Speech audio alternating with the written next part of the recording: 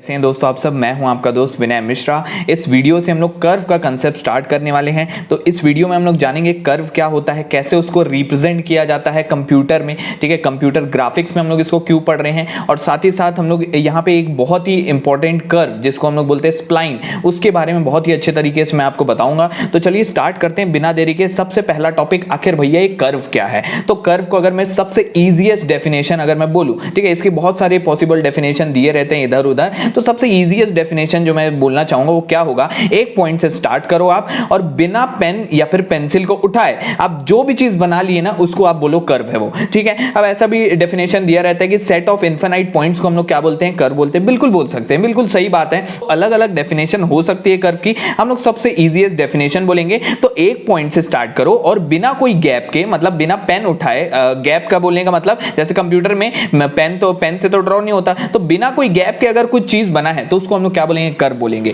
ठीक है। तो इसका मतलब क्या, स्ट्रेट लाइन मेरा कर्व है, बिल्कुल कर्व है मेरा, ठीक है। ऐसा भी कर्व होता है, हमारे मन में सीधा कर्व बोलने से ऐसा ही कुछ आता है, ठीक है, ऐसा कुछ कर्व होता होगा, ठीक है। तो अब से क्या है, कर्व का मतलब क्या, अगर आप किसी एक पॉइंट से स्टार्ट किए बिना गैप के, बिना पेन को उठाए जो भी चीज आप बना दिए उसका मतलब क्या, कर्व है, ठीक है। ये भी मेरा कर्व है, ठीक है, कोई दिक्कत नहीं। अब कैसे इसको रिप्रेजेंट किया जाए, अब ये कर्व को हम लोग क्यों पढ़ रहे हैं कंप्यूटर ग्राफिक्स में। अभी तक हमने पॉइंट प्लॉट करना सीख लिया, बहुत बढ़िया। उसके बाद हम लोग ने लाइन बनाना सीख लिया, ठीक है, डीडी एल्गोरिथम वगैरह, ब्रेसन हेम्स वगैरह देखे। अब हम लोग को कर्व बनाना सीखना है। कर्व क्यों जरूरी है, अब भैया जितने भी चीज हम लोग के सराउंडिंग में है तो बहुत सारी चीजें हम लोग को एज अ कर्व फॉर्म में होती है। तो हम लोग को बिना कर्व के हम लोग का तो काम नहीं बनने वाला, चाहे गोला बनाओ, चाहे फेस बनाओ, चाहे कुछ, सब में आपको क्या लगेगा, कर्व का कंसेप्ट लगेगा। तो कर्व बनाना सीखना बहुत ही जरूरी है, इसलिए हम लोग यहाँ पे पढ़ रहे हैं। तो चलिए इसको समझते हैं कि कर्व को आखिर रिप्रेजेंट किस तरीके से किया जाता है। तो हम लोग के पास कर्व को रिप्रेजेंट करने के तीन बेसिक तरीके होते हैं। एक होता है एक्सप्लिसिट, एक होता है इंप्लिसिट और एक होता है पैरामेट्रिक, ठीक है। एक्सप्लिसिट कर्व, इंप्लिसिट कर्व और पैरामेट्रिक कर्व। तो जैसा कि नाम है, आपको थोड़ा बहुत इससे याद आ रहा होगा, अपने क्लास 12th में डिफरेंशिएशन में ये सारे फंक्शंस के बारे में जरूर पढ़ा होगा। एक्सप्लिसिट फंक्शन का डिफरेंशिएशन हम लोग सीखे थे, इंप्लिसिट फंक्शन का डिफरेंशिएशन सीखे थे, पैरामेट्रिक फंक्शन का डिफरेंशिएशन सीखे थे। तो आपको थोड़ा बहुत टर्मिनोलॉजी से ये आप फेमिलियर होंगे कि इसका मतलब क्या होता है। फिर भी एक बार हम लोग समझ लेते हैं। तो एक्सप्लिसिट का मतलब क्या होता है, एक्सप्लिसिट फंक्शन क्या होता था, बिल्कुल वही कंसेप्ट यहाँ पे। एक्सप्लिसिट का मतलब अगर मैं किसी एक वेरिएबल को दूसरे वेरिएबल के रिस्पेक्ट में अगर रिप्रेजेंट कर पाऊं, या फिर बोलने का मतलब अगर मैं y is equal to f of x लिख पाऊं, y को as a function of x लिख पाऊं, इसका मतलब y यहां पे क्या है हम लोग का डिपेंडेंट वेरिएबल, x क्या है मेरा इंडिपेंडेंट वेरिएबल। तो अगर एक वेरिएबल को दूसरे के रिस्पेक्ट में अगर मैं लिख पा रहा हूं तो उसको हम लोग एक्सप्लिसिट फंक्शन बोलते थे। जैसा कि एग्जांपल आप देख सकते हैं। इसका मतलब क्या, इसका मतलब हर एक पर्टिकुलर वैल्यू ऑफ x के लिए मेरा एक पर्टिकुलर सिंगल वैल्यूड y आएगा, ठीक है, एक ना एक वैल्यू आएगा मेरा y का। इसी को बोलते हैं हम लोग एक्सप्लिसिट फंक्शन, और यही हम लोग का एक्सप्लिसिट कर्व है। अगर मैं y को as a function of x लिख पाऊं या फिर x को as a function of y लिख पाऊं तो वो क्या है, मेरा एक्सप्लिसिट कर्व है, ठीक है। अब देखिए इंप्लिसिट कर्व का मतलब क्या होता है, ये यहां पे इसका जनरल इक्वेशन है। इंप्लिसिट कर्व का मतलब क्या, तो जैसा इंप्लिसिट फंक्शन था, इंप्लिसिट फंक्शन क्या होता था, जहां पे मैं x और y को सेपरेट नहीं कर पाता था, ऐसा ही कुछ था। चेन में हम लोग उसको डिफरेंशिएट कर देते थे, बिल्कुल वही कंसेप्ट है। यहां पे मैं y को as a function of x नहीं लिख पाऊंगा, ना x को as a function of y लिख पाऊंगा। और अगर लिख भी पाए ना, जैसे अगर मैं सर्कल की बात करूं, यहां पे मैं लिख सकता हूं y square is equal to, ऐसा मैं लिख सकता हूं 1 माइनस एक्स स्क्वायर, तो y is equal to plus minus under root 1 minus X square आ जाएगा।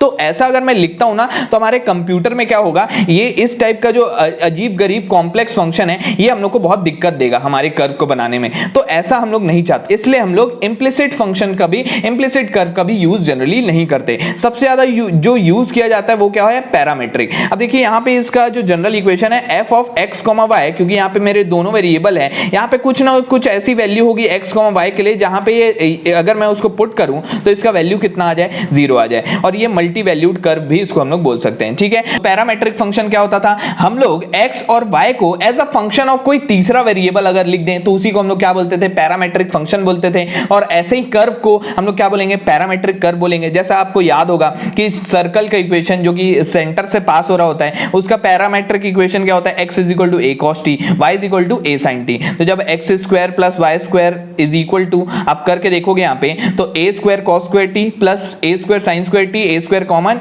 और ये आ जाएगा हम लोग का cos square t plus sin square t हो जाएगा 1, और ये आ गया मेरा सर्कल का इक्वेशन जो कि सेंटर से पास हो रहा है। तो हम लोग इसके लिए पैरामेट्रिक इक्वेशन लिखे थे, ठीक है। वैसे हम लोग पैराबोला के लिए भी लिखते थे y इज इक्वल टू 280 80 होता था, x इज इक्वल टू 80 होता था, तो y square is equal to 4ax का ये पैरामेट्रिक इक्वेशन है। तो पैरामेट्रिक का मतलब हम लोग समझ रहे हैं जो हमारा वेरिएबल है वो किसी तीसरे वेरिएबल पे डिपेंड करता होगा, ठीक है। तो यहाँ पे हम लोग का जैसे x is equal to function of t है, y is equal to function of t, ये 2D में अगर मैं बात करूं, 3D में बोलूंगा तो z कोऑर्डिनेट भी आ जाएगा जो कि फंक्शन ऑफ t पे डिपेंड करेगा। तो ये चीज तो हम लोग समझ रहे हैं कि पैरामेट्रिक कर्व क्या होगा, ठीक है। मोस्ट ऑफ द कर्व जो होते हैं हमारे कंप्यूटर में, ठीक है, कंप्यूटर ग्राफिक्स में जो हम लोग को पढ़ना है यहाँ पे, वो पैरामेट्रिक फॉर्म के ही होंगे। और सबसे सूटेबल, सबसे बेस्ट मेथड जो है रिप्रेजेंट करने का किसी कर्व को, वो क्या होता है, पैरामेट्रिक फॉर्म होता है, ठीक है। बहुत बढ़िया, यहां तक समझ गए, आगे बढ़ते हैं हम लोग। अब देखिए एक कंसेप्ट है छोटा सा, बहुत सिंपल सा कंसेप्ट है। देखिए अगर मैं ऐसा बोलूं कि आपको एक स्ट्रेट लाइन ड्रॉ करना है, तो मेरे को क्या चाहिए, 2 पॉइंट चाहिए। 2 पॉइंट को जब मैं ज्वाइन करता हूं तो मेरे को क्या मिला, एक स्ट्रेट लाइन मिला।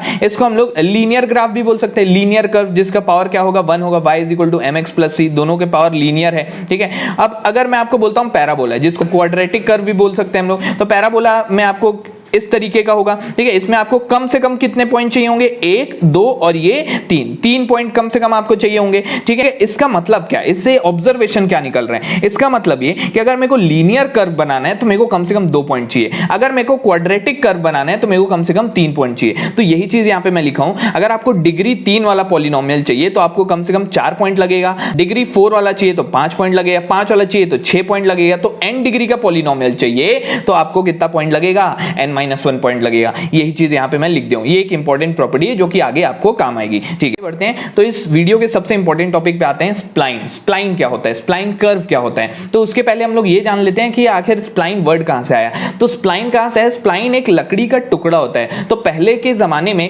क्या होता था, एक लकड़ी का टुकड़ा जो कि ऐसे ऐसे अगर हम लोग करें ना तो इतना फ्लेक्सिबल होता था कि वो किसी भी शेप में आ जाए, ठीक है। तो उसको यूज किया जाता था, कुछ इस तरीके से उसको लगा दिया जाता था वेट्स के थ्रू, उसके थ्रू कर्व को ऐसे ड्रॉ किया जाता था। इससे क्या, शिप वगैरह की जो इंजीनियरिंग होती थी, शिप को जो डिजाइन किया जाता था, वो जो कर्व बनाते थे वो असलियत में स्प्लाइन से बनाया जाता था। तो ये वर्ड वहां से आया, ठीक है। और आजकल तो इंस्ट्रूमेंट आते हैं जो कि मैकेनिकल इंजीनियर्स यूज करते हैं, जिसको स्प्लाइन बोलते हैं, जो कि कर्व के ट्रेसिंग में मदद करता है, कर्व बनाने में मदद करता है। तो स्प्लाइन का बेसिक मतलब तो आपको समझ में आ रहा होगा, ठीक है। अब देखिए स्प्लाइन क्या है, स्प्लाइन एक मैथमेटिकल रिप्रेजेंटेशन है जिससे हम लोग क्या कर पाए, कर्व को बहुत आसान तरीके से बना पाए और कंट्रोल कर सके। कंट्रोल करने का मतलब मैं जैसा चाहूं वैसा मैं अपने कर्व को, कर्व के शेप को चेंज कर सकता हूं, ठीक है। किसकी मदद से, कंट्रोलिंग पॉइंट्स की मदद से। अब ये कंट्रोलिंग पॉइंट क्या है, तो भैया कंट्रोलिंग पॉइंट कुछ नहीं, बहुत सिंपल है। जैसे यहाँ पे पॉइंट्स यहाँ पे बने हैं ना, जो डार्क पॉइंट, तो ये क्या है, मेरे कंट्रोलिंग पॉइंट्स है। कंट्रोलिंग पॉइंट से मैं क्या करूंगा, इसके शेप को डिसाइड कर सकता हूं। मतलब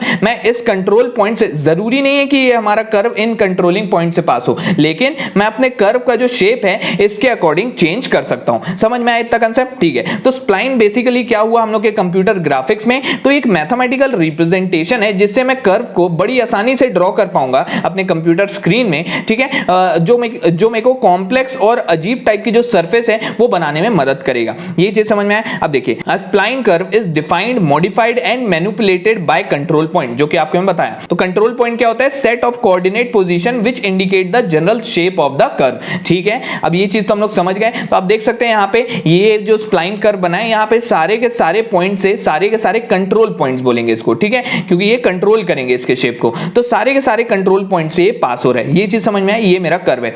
अब जो मेरा स्प्लाइन कर्व है ये 2 टाइप का हो सकता है। एक होता है इंटरपोलेटिंग स्प्लाइन, जिसको हम लोग इंटरपोलेशन स्प्लाइन भी बोल सकते हैं, और अप्रोक्सीमेटिंग स्प्लाइन या फिर अप्रोक्सीमेशन स्प्लाइन भी इसको बोला जाता है। बहुत ही सिंपल सा आइडिया है इसका। देखिए बहुत सिंपल है, अगर मेरा सारे कंट्रोल पॉइंट से अगर पास होता है मेरा कर्व, तो इसको हम लोग बोलते हैं इंटरपोलेट स्प्लाइन। और अगर कुछ पॉइंट से ही पास होता है, अब ऑब्वियस सी बात है, स्टार्टिंग और एंडिंग से तो पास हो गई, ठीक है, तभी तो वो कर्व कहलाएगा। स्टार्टिंग एंडिंग से हम लोग का पास होगा ही, लेकिन हो सकता सारे के सारे कंट्रोल पॉइंट से पास ना हो, तो ऐसे स्प्लाइन को हम लोग अप्रोक्सीमेट स्प्लाइन बोलते हैं। और सबसे ज्यादा जो यूज किया जाता है वो अप्रोक्सीमेट स्प्लाइन को यूज किया जाता है। समझ में, बहुत ही इजी सा कांसेप्ट है ये। When the curve passes through all the control point, तो उसको हम लोग क्या बोलते हैं, इंटरपोलेटिंग स्प्लाइन। और जब हम लोग उसको कुछ पॉइंट से बस पास हो, जरूरी नहीं है, लेकिन स्टार्टिंग और एंडिंग से तो होगा ही पास, ये तो कंफर्म है। अगर वो उससे पास होता है तो उसको हम लोग अप्रोक्सीमेट स्प्लाइन बोलते हैं। यहाँ पे उसका डेफिनेशन लिखा है जो मैं आपको बता दिया, ठीक है। अब एक और लास्ट पॉइंट हम लोग यहाँ पे डिस्कस कर लेते हैं। देखिए, the polygon covering all the control points of a spline is called convex हल। क्या होता है कॉन्वेक्स हल? तो देखिए बहुत सिंपल सा आइडिया है। तो अगर मेरा कुछ इस तरीके का मेरा कर्व है, ठीक है, तो ऐसा मेरा पॉलीगॉन जो कि सारे के सारे कंट्रोल पॉइंट्स को अंदर ले ले, घेरे में ले ले, इसी को हम लोग क्या बोलेंगे? कॉन्वेक्स हल बोलेंगे। तो ये मेरा क्या है? एक कॉन्वेक्स हल है, ठीक है। वैसे अगर मैं 3 पॉइंट के लिए बनाऊं, अगर ये मेरा इस तरीके का कर्व है तो ये मेरे 3 पॉइंट है, 3 कंट्रोल पॉइंट है। तीनों कंट्रोल पॉइंट को अगर यहां पे घेरे में ले लिया, मतलब इसका मतलब क्या? ये क्या करके देगा हम लोग को? ये हम लोग की बाउंड्री है कर्व की, ठीक है, इसके पार नहीं जा सकता हम लोग का जो भी कर्व है, ठीक है। इसी को हम लोग क्या बोलते हैं? कॉन्वेक्स हल बोलते हैं, ठीक है। तो ये इंश्योर करता है कि curve will never cross the convex हल, ठीक है। लास्ट देख लेते हैं यहाँ पे एडवांटेज या फिर एप्लीकेशन बोलना चाहिए स्प्लाइन का। तो जैसा कि आपको बताया, शिप्स वगैरह की डिजाइनिंग में यूज किया जाता था स्प्लाइन को। अब हम लोग इसी चीज को यूज करें कंप्यूटर ग्राफिक्स में, और हम लोग क्या करेंगे? वहां पे शेप्स बनाएंगे, 3D शेप्स बनाने की कोशिश करेंगे, अजीब टाइप के गोला आकार वाले, जैसा भी चाहे हम लोग वैसा टाइप के सरफेस बना सकते हैं, ठीक है। ये चीज तो समझ रहे हैं। और साथ ही साथ मैकेनिकल इंजीनियर्स तो यूज करते ही हैं, ठीक है। फॉर मॉडलिंग स्मूथ सरफेस, तो जैसा भी सरफेस है उसको मॉडल करने के लिए, ठीक है, उसको रीडिजाइन करने के लिए हम लोग यूज कर सकते हैं। फॉर डिटरमाइनिंग एनिमेशन पाथ, तो एनिमेशन पाथ हम लोग बनाने में यूज कर सकते हैं। तो ये उसके कुछ एडवांटेज थे। तो इस वीडियो के लिए मैं इतना ही रखता हूं। अगले वीडियो में मिलूंगा, बहुत इंपॉर्टेंट वीडियो होगा अगला, बीजर कर्व के ऊपर होगा हमारा डिस्कशन। सब कुछ आपको बताऊंगा उस एक वीडियो में। बहुत ज्यादा इंपॉर्टेंट होगा आपके कॉलेज यूनिवर्सिटी एग्जाम के लिए, क्योंकि उसके क्वेश्चन आना तो कंफर्म रहता है, ठीक है। उसका न्यूमेरिकल वगैरह सब कुछ एक ही वीडियो में, अगले वीडियो में डिस्कस करूंगा। तो इस वीडियो के लिए इतना ही रखता हूं, मिलता हूं अपने अगले वीडियो में। Thank you.